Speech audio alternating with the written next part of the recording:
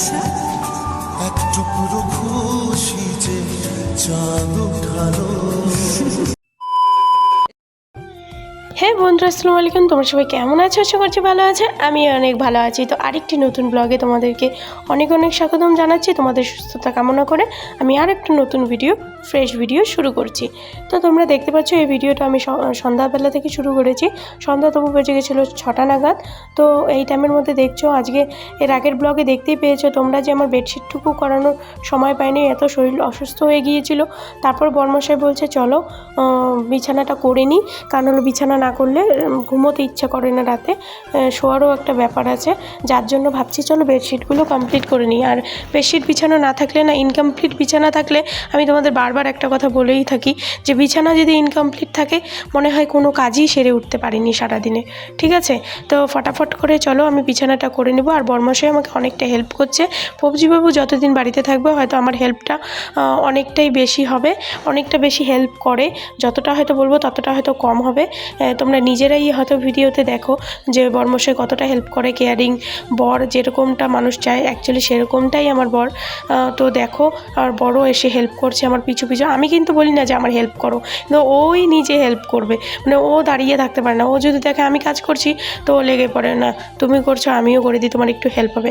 আর তার মধ্যে যেটা ইন্টারেস্টিং ভিডিও আজকে এটা হতে চলেছে যে ভিডিওটা স্কিপ করো না, তাহলে তোমরা মজাটাই পুরো শেষ হয়ে যাবে। ঠিক আছে, পুরো ভিডিও দেখো, তোমাদের ভালো লাগবে। ঠিক আছে, তো আমরা যাব বাজারে। ঠিক আছে, তার আগে আমি ভাবছি একটু আমাদের বাড়িতে তো প্রোগ্রাম আছে, জানোই তোমরা এই বিষয়টা, প্রত্যেকটা ব্লগ দিয়েই শুনছো তোমরা। তো তার জন্যই কিছু মানে জিনিসপত্র কেনার আছে। কেনার বলতে আমার জন্যই কিনবো।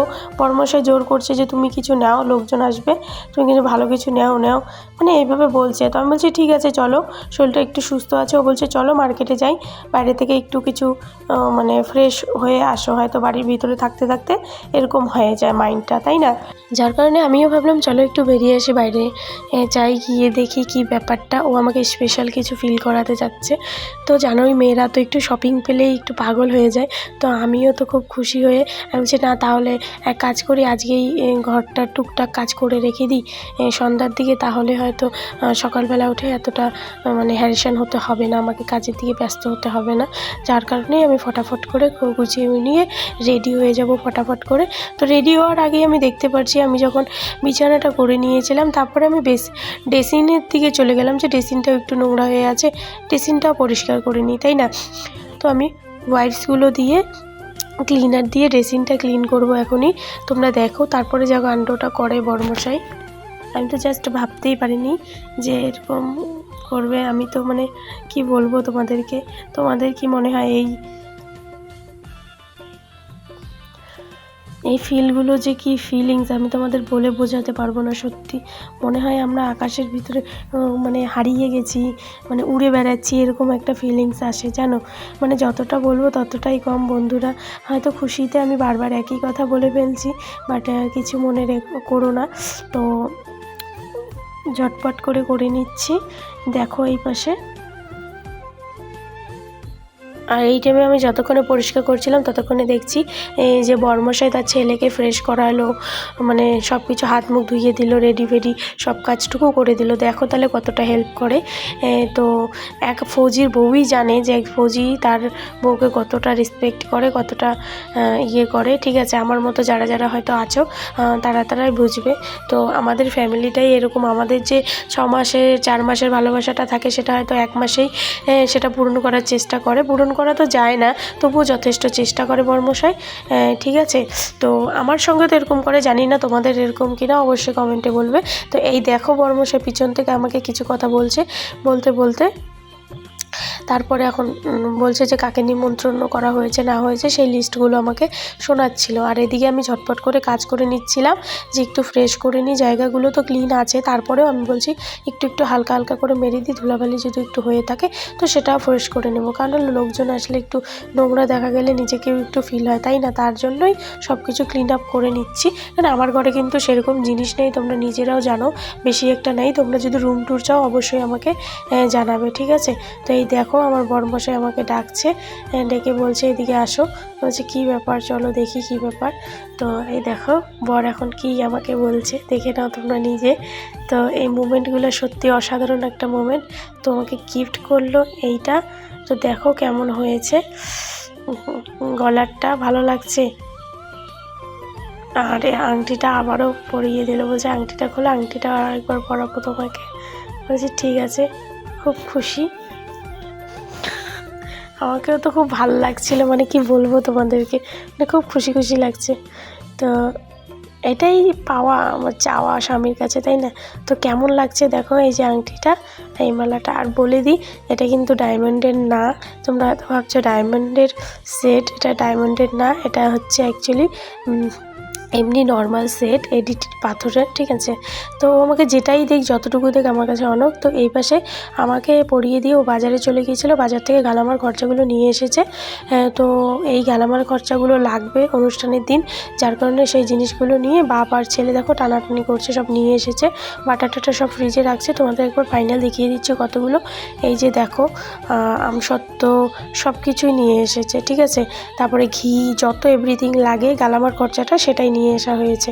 তো তারপরে আমি বলছি যে এই জিনিসগুলোকে রেখে দাও, চলো এবার রেডি হয়ে বাজারে চলে যাই। তো বলছে ঠিক আছে চলো, রেডি হয়ে নিলাম। বর্মশাই বলছিল বারবার রেডি হওয়ার কথা, তো রেডি হয়ে চলে গেছি ফাইনালি বাজারে।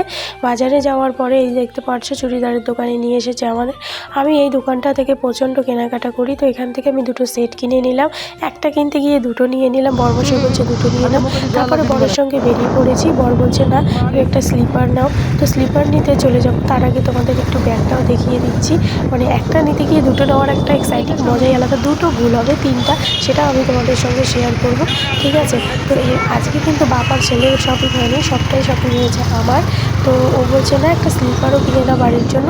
তো স্লিপারের জন্য স্লিপারের দোকানের ভেতর থেকে দেখো কিনে জাস্ট খালি বেরোলাম, ঠিক আছে। তারপরে আমরা ডাইরেক্ট চলে গেছি কিছু এবার পেট পুজোর কাজ। তো চলে গেলাম আমরা চিকেন পকোড়ার দোকানে। আর অনেকটা রাত হয়ে গেছিলো, 9:30 নাগাদ বেজে গিয়েছিলো, যার কারণে মানে কি বলবো তোমাদেরকে, বেশি একটা শ্যুট করতে পারিনি, ঠিক আছে। যতটুকু পেরেছি ততটুকু দেওয়ার চেষ্টা করেছি। আর হচ্ছে এই দোকানটা থেকে আমার অনেক বড় বড় দোকান আছে, বাট এই দোকানের টেস্টটাই একটু আলাদা, কারণ হলো আমার বরের ফ্রেন্ড হয়, তো যার কারণে আমরা এই দোকানটা থেকেই খাই। তো চলো তাহলে ফাইনালি আমাদের অর্ডার এসে গেছে। আমরা করেছিলাম ফিঙ্গার চিকেন, আর হচ্ছে 6 পিস, ঠিক আছে। এটা 6 পিস 100 রুপিস করে নেয়। ভেরি টেস্টির কোনো তুলনাই নেই, খুব টেস্ট অ্যাকচুয়ালি এটার, আমাদের খুব ভালো লাগে। আমরা যখনই যাই এই দোকানটাতে আমরা এই ফিঙ্গারটা নেই, ফিঙ্গার চিকেন আর হলো চিকেন পকোড়া, আর হচ্ছে তোমার আজকে খাবো আমরা চিকেন কাটলেট কিছু খাবো, হ্যাঁ। তো সেগুলোই অর্ডার করা হচ্ছে। তো একটা দিয়ে দিয়েছে, একটা অর্ডার এসে গেছে, আর অর্ডারগুলো বানাচ্ছে, একটু টাইম লাগবে। আমরা খেতে খেতে দেখো বর্মশাই এদিকে খাচ্ছে আর ওদিকে ফোনে লেগে পড়েছে। কোথাও যাবে তো এর ফোনের শেষ নেই, এত বন্ধুবান্ধব ফোন করে, কাজের ফোন আর কি বলবো, ইউনিটের ফোন, মানে বাড়ি আসলেও তাদের শান্তি নেই, ডিউটিতে কী হচ্ছে না হচ্ছে সব কিছুই এখান থেকেই মেনটেন করতে হয়, ঠিক আছে, ছুটিতে আসলেও, ঠিক আছে। তো দেখো বাবানও খুব মজা করে খাচ্ছে, আমিও তো খাচ্ছি। আমি খাওয়ার সময় কারো কথা ভাবি না, তো আমি বলছি ফোনটা রাখো বরকে বলছি। তো কথা বলতে বলতে এদিকে আমাদের চিকেন পকোড়াটাও ফাইনালি এসে পড়েছে। তো তোমাদের কীরকম লাগে চিকেন পকোড়া, কার কার খেতে ভালো লাগে অবশ্যই কমেন্টে জানাবে, কারণ তোমরা যদি কমেন্টে না জানাও তাহলে আমাদের ভালো লাগবে না। অবশ্যই কমেন্টে জানাবে, বারবার করে বলছি, ঠিক আছে বন্ধুরা। তো কমেন্ট করো, ভালো ভালো মিষ্টি মিষ্টি কমেন্ট করলে অনেকটা ভালো লাগবে। তো তারপরে আমি ওর ফ্রেন্ডের সঙ্গে কথা বলছি।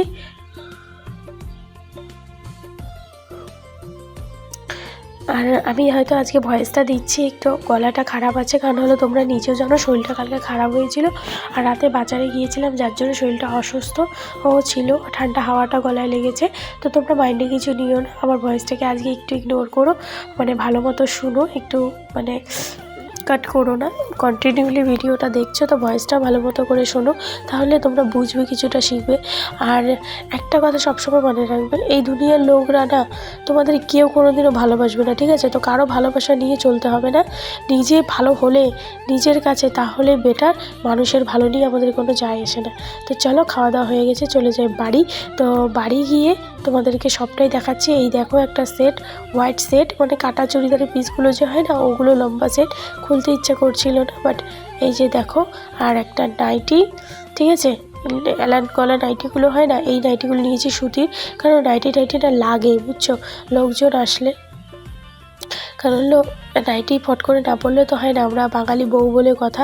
ঠিক আছে, আরও একটা কথা তোমাদের আমি বলবো, আমি তোমাদের যেই জিনিসটা শেয়ার করতে চাচ্ছি সেটা নিয়েও আমি একদিন ব্লগ করব, না করার কিছুই নেই। আরেকটা দেখে নাও, এই যে হচ্ছে আমার আরেকটা চুড়িদার, এটা সুতির, এটা হলো ফ্যান্সি কাপড়ের হোয়াইটটা, এই সুতিরটা হাতা লাগাতে দিতে হবে আজকে। তো এটা পরবো লোকজন যেদিন বাড়িতে আসবে সেদিন, সেটারও তো ব্লগ পেয়ে যাবে তোমরা, সেটা নিয়ে টেনশন নেই। তো কীরকম হয়েছে জামা কাপড়গুলো অবশ্যই কিন্তু কমেন্টে জানাবে, ঠিক আছে। তো শপিং জিনিসটাই খুব মজাদার হয়, তাই না? তো আমার কিন্তু শপিং করতে খুবই ভালো লাগে, মেয়েদের বলেই কথা, শপিং হলে পাগল হয়ে যায়। দেখো বর আর ছেলে শপিং করুক না করুক, আজকে আমারই শপিং আমি করে নিলাম। দেখো নিজের জন্যও কিছু ভাবতে হয়, ঠিক আছে।